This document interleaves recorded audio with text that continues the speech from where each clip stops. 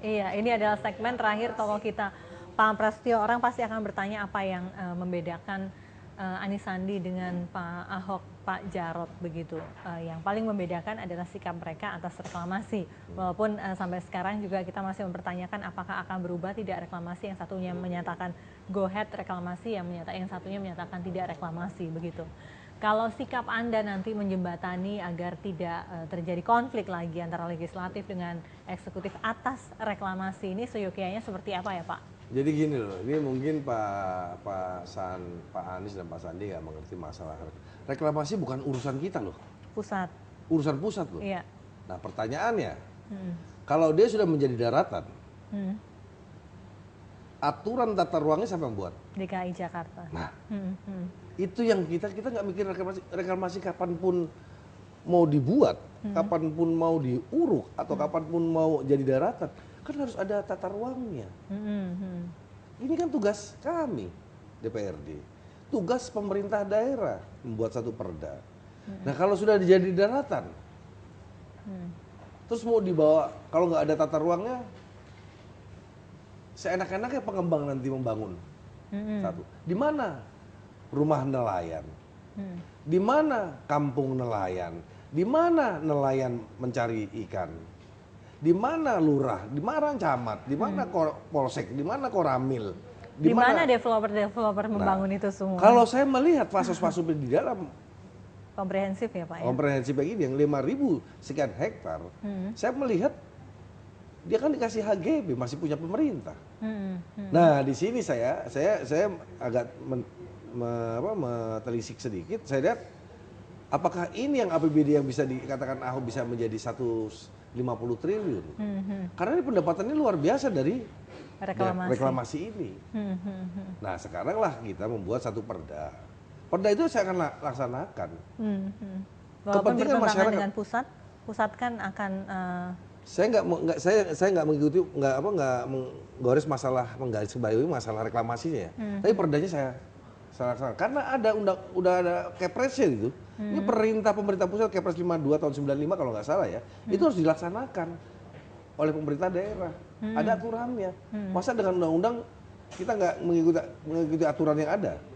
Tapi kalau kita sebagai pemerintah daerah dan saya sebagai DPRD, saya melihatnya ini kalau lu udah jadi daratan, lu mau apain?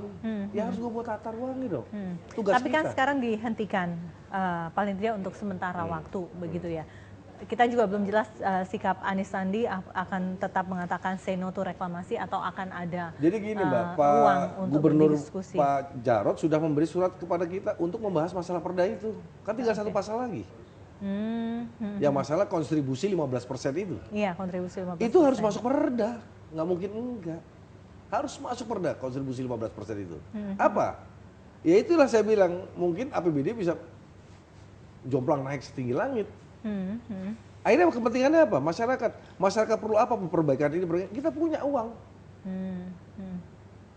Karena saya bilang kembali lagi, tata ruang di Jakarta sudah rusak. Di dunia dimanapun, di Qatar, di Singapura, di mana semua, itu udah mereklamasi Mbak. Singapura bisa jadi besar gitu pakai pasir dari mana? Indonesia, apakah kita mau dibodohin negara tetangga? Nggak mau kita. Jadi kita harus buat satu daratan menjadikan dermaga-dermaga yang baik. Mungkin keterlibatan asing di urusan reklamasi ada kali. Mungkin tanda kutip, kita nggak tahu. Tapi pasti orientasinya bukan untuk menengah ke atas saja reklamasi Ke bawah. ini, tapi juga mungkin untuk kemarin para nelayan. itu kita belum mensosialisasi. Para nelayan nggak mengerti posisi dia di mana. Kita mikirkan mereka. Pertama adalah setelah menjadi reklamasi, ini rumah nelayan, ini tempat jualan nelayan, ini tempat cari ikan nelayan. Di sini ada lurah, di sini ada camat, di sini ada koramil, di sini ada kodim, di sini ada polsek, di sini ada polsek. Di situ ada wilayah kotanya, ada penambahan manusia kan, jadi wali kota mungkin jadi bukan bupati lagi, jadi wali kota Pulau Seribu di situ. 5.000 hektar bukan kecil loh Mbak. HPL dikasih oleh pengembang untuk uruk, kita kan nggak punya anggaran. Apa pemerintah bisa menutup anggaran itu? Bukan uang kecil Mbak. Kita harus merangkul pengusaha. Ya? Apakah ini akan menjadi batu sandungan Pak? Maksudnya? batu sandungan hubungan eksekutif dengan legislatif nantinya? Saya rasa enggak. Saya rasa Pak Anies, Pak Sandi tahu kok. Dia kan juga sering turun lah dari pesawat ke Singapura, lihat, ih bagus banget kota. Kan kita mau buat tata ruang yang baik. Bagaimana memperbaiki tata ruang sampai ke tengah Jakarta ini? Pasti kan dari pinggir, Mbak. Pinggir diberesin, beres, baru masuk ke tempat yang ke tengah, sampailah misalkan contoh soal ke Tanah Tinggi atau ke Johar jadi bagus. Kan alhamdulillah, jadi ibu kota negara yang baik. Iya kan? Saya rasa itu aja kok. Oke, Nggak ada oke, masalah, ya. oke. Lalu kemudian terakhir masalah jangan lagi menggusur tapi hanya menggeser seperti itu. Itu yang didengungkan juga oleh gubernur yang baru. Ya makanya itu kan kita nanti lihat lah. Kita akan melihat, kita akan memberi masukan kepada Pak Anies dan Pak Sandi. Kita nggak menggusur, kita menguangkan orang. Tapi kita kan lahan kurang sekarang. Mana tempat akhirnya di dalam APBD perubahan ini banyak sekali kita beli tanah. Tujuannya apa? Salah satunya itu untuk menggeser masyarakat yang tidak layak tinggal, kita bangunkan rumah susun. Ya, ya, ya, ya. Tujuannya ke situ. Nah, setelah dia hidupnya mulai membaik, kan pemikirannya juga baik, anaknya juga baik. Kalau saya sih usia sudah 55 tahun ya, tinggal mungkin udah dapat bonus 5 tahun. Untuk 56 mungkin saya nggak ada kan, anak saya misalkan udah layak kan, alhamdulillah Mbak. Tapi kalau tinggal di bantaran kali terus, atau di tempat rumah yang kumuh, kan kasihan Ya. anak-anak itu, mental anak-anak itu aja kok. Oke, Pak Prasetyo. Terakhir, sekali lagi pesan kepada masyarakat, kepada kawan-kawan di DPRD dan juga kepada gubernur dan wakil gubernur yang baru untuk Jakarta.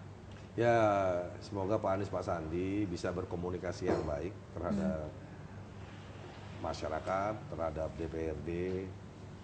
Sudah waktunya kita transparan, kita terbuka. Ya, kita ada masalah kita ngobrol. Ada ganjalan kita ngobrol gitu loh. Jangan ego sektoralnya, ini pemikiran gue ini loh yang benar, atau pemikiran DPRD ini loh yang benar. Itu bukan, karena pemerintahan itu satu lagi, pemerintah adalah eksekutif, aneh adalah legislatif. Saya rasa itu Pak Anies dan Pak Sandi bisa. Terima kasih. Oke, baiklah Pak Prasetyo Adi Marsudi, terima kasih sudah meluangkan waktu untuk tokoh kita. Pemirsa, telah tadi sajian 1 jam.